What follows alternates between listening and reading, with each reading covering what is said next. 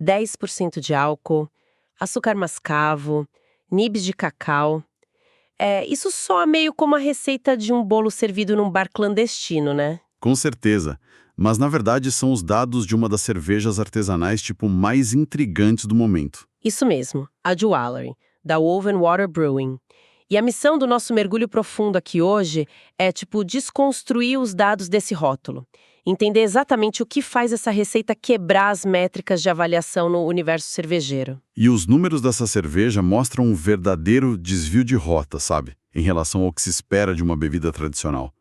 Eu fico impressionado porque estamos diante de uma engenharia de sabor bem extrema. Total. E a base de tudo começa pela classificação, né? A Jewelry é classificada como uma Stout Imperial, ou mais especificamente uma Double Pastry. E aquele detalhe dos 10% de ABV não é brincadeira. Pega pesado. Nossa, nem me fale. Pensando no estilo Double Pastry, com essa carga alcoólica toda, é como visualizar uma sobremesa líquida para adultos. Uma sobremesa no copo. Exato. Lembra um bolo de chocolate super denso, daquelas fatias pesadas e escuras, mas que por acaso carrega a potência térmica de um coquetel forte. E olha, vale notar que não se trata de uma edição vintage. O rótulo continua em produção regular. E o álcool, nesse nível de 10%, atua como um transportador fundamental aí. Ele amplifica as notas doces e torradas do malte. Certo. Mas exige exatamente essa base robusta, como a massa do bolo que você mencionou, para não queimar o paladar. O termo pastry sinaliza a intenção direta de emular a confeitaria, sabe? Sim, faz todo sentido. E o double mostra que a base de malte foi elevada ao limite para aguentar o tranco da graduação. Mas sustentar essa estrutura com 10% de álcool exige uma atenção cirúrgica aos ingredientes.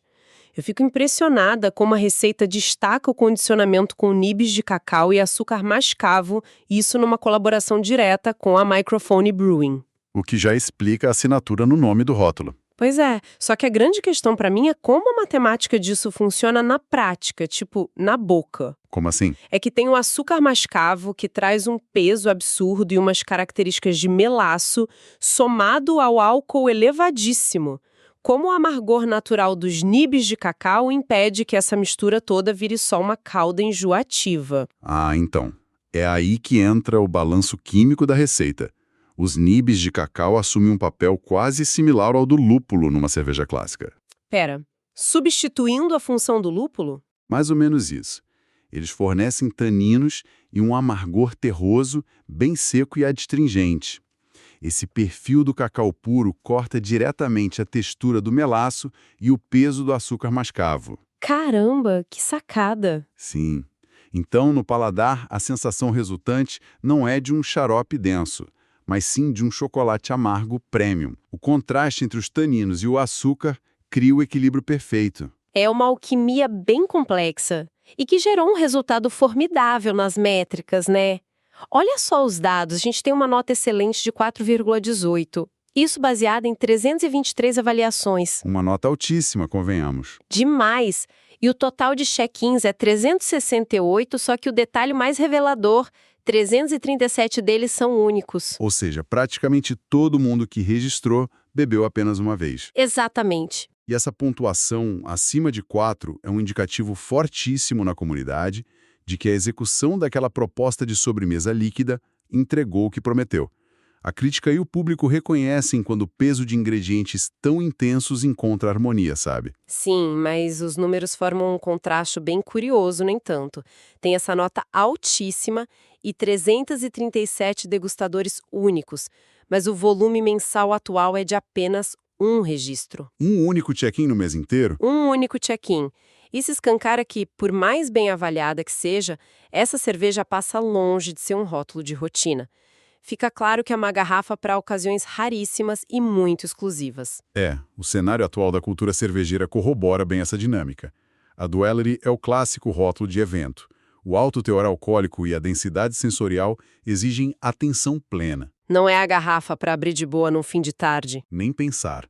É o tipo de bebida comprada especificamente para ser dividida numa degustação especial ou numa celebração. Bom, para resumir a história do Allet Microphone, é um baita exemplo de como o mercado artesanal usa parcerias estratégicas, ingredientes riquíssimos para construir experiências super intensas. Sem dúvida. A transformação de ingredientes rústicos numa experiência sensorial complexa, quase gastronômica, mostra o nível técnico que essas produções atingiram hoje. Eu fico curioso para ver onde isso vai parar.